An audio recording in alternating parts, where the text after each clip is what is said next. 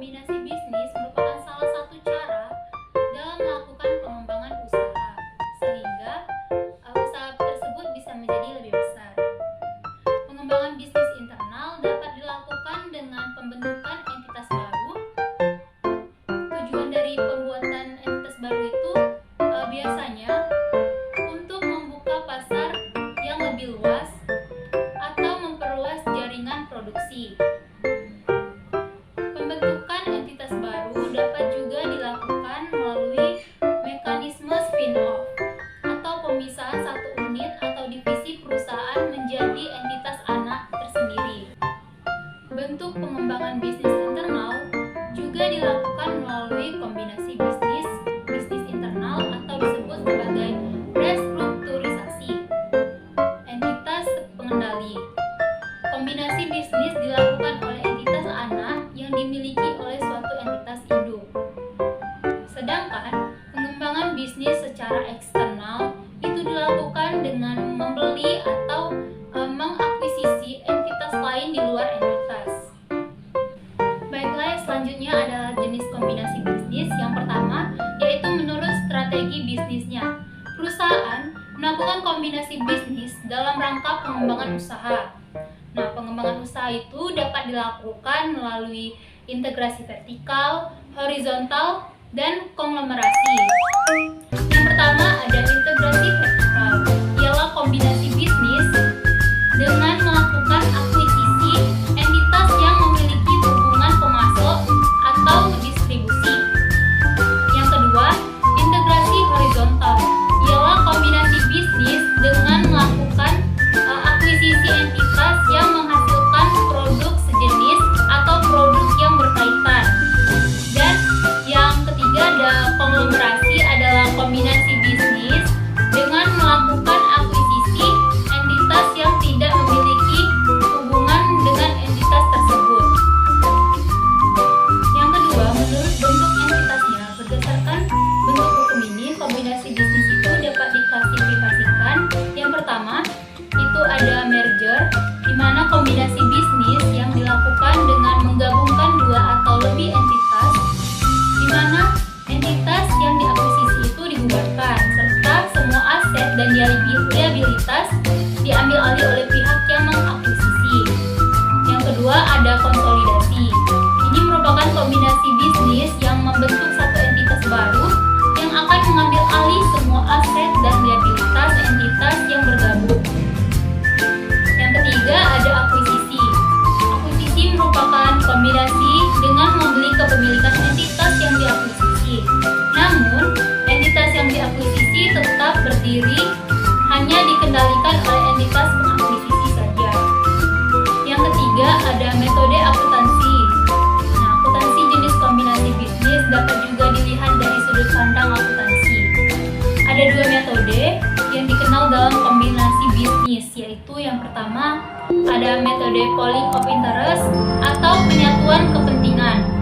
Dalam metode penyatuan kepentingan ini, masing-masing pihak akan menyatukan kepentingan bisnisnya, sehingga tidak diperlukan penilaian ulang aset dan liabilitas entitas yang bergabung. Dan yang kedua ada metode purchase atau pembelian. Nah, dalam metode akuisisi, dasar pencatatan adalah nilai wajar pada tanggal akuisisi karena kombinasi bisnis dianggap sebagai pembentukan entitas baru, sehingga harus dilakukan penilaian atas aset bersih entitas yang bergabung. Selanjutnya, standar akuntansi kombinasi bisnis.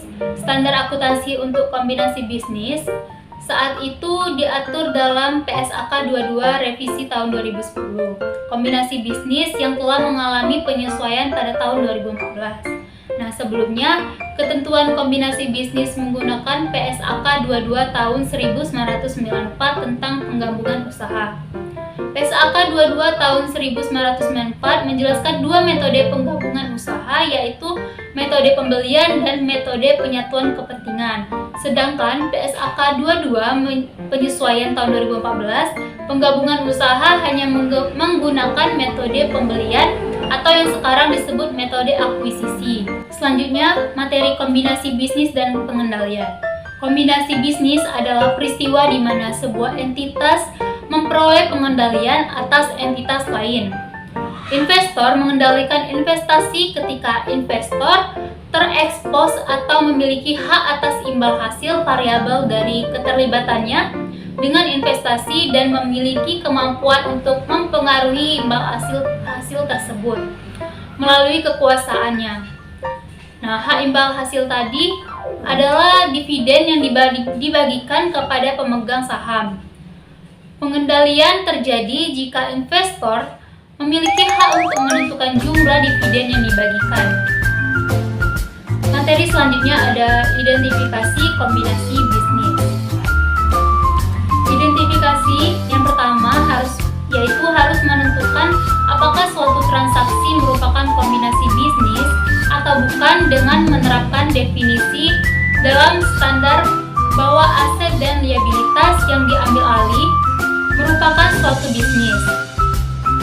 Dalam melakukan pencatatan transaksi, kombinasi bisnis PSAK 22 setelah penyesuaian tahun 2014 mengharuskan menggunakan metode akuisisi.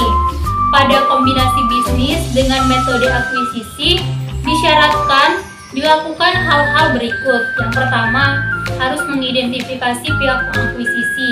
Kedua, menentukan tanggal akuisisi. Ketiga, mengakui dan mengukur aset teridentifikasi yang diperoleh. Keempat, mengakui dan mengukur goodwill atau keuntungan dari pembelian dengan diskon.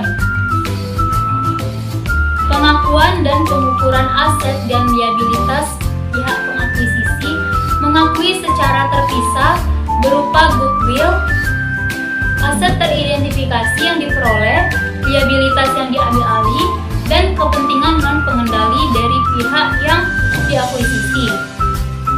Selanjutnya ada biaya transaksi, di mana biaya yang terkait akuisisi tersebut harus diakui sebagai beban pada periode saat biaya tersebut terjadi dan jasa diterima kecuali biaya untuk menerbitkan efek bank atau efek ekuitas.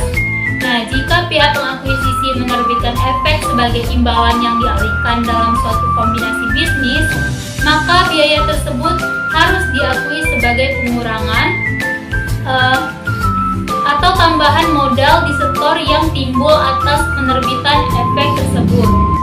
Selanjutnya, materi imbalan yang dialihkan. Nah, dalam suatu kombinasi bisnis, akuisisi akan membayar imbalan kepada pihak yang diakuisisi. Selain itu, imbalan dalam kombinasi bisnis dapat berupa kas, aset non-kas lainnya, efek utang, atau efek ekuitas yang diterbitkan oleh pihak pengakuisisi.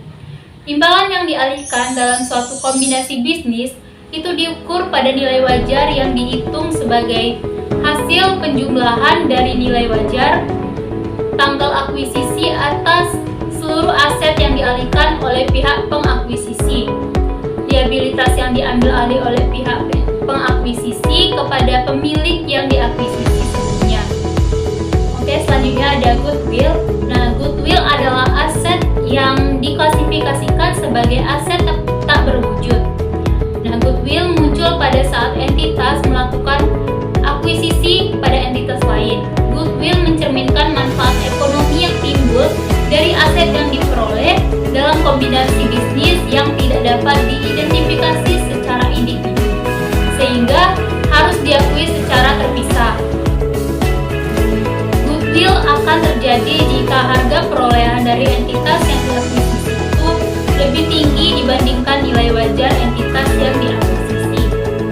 Pada saat terjadi goodwill, pihak pengakuisisi membeli dengan harga yang lebih mahal dari nilai wajar entitas yang diakuisisi. Maka kelebihan harga beli tersebut dapat diidentifikasi aset yang ada, sehingga harus diakui bentuk aset baru yaitu goodwill. Oke, materi yang terakhir itu ada pembelian diskon, di mana kondisi ini tuh pihak pengakuisisi melakukan pembelian pada nilai imbalan yang lebih rendah daripada nilai wajar aset teridentifikasi yang diperoleh dan liabilitas yang diambil alih. Kondisi inilah yang disebut dengan pembelian diskon, yaitu suatu kombinasi bisnis yang mana jumlah nilai wajar aset teridentifikasi yang diperoleh dan liabilitas yang diambil alih melebihi nilai agregat. Selisih tersebut diakui oleh pihak pengakuisisi sebagai keuntungan dalam laporan laba rugi pada tanggal akuisisi. Baiklah, cukup sekian penyampaian materi dari saya mengenai bab 3 ini. Apabila terdapat banyak sekali kekurangan, saya mohon maaf. Saya pamit undur diri. Wabillahi taufiq wal hidayah. Wassalamualaikum warahmatullahi wabarakatuh.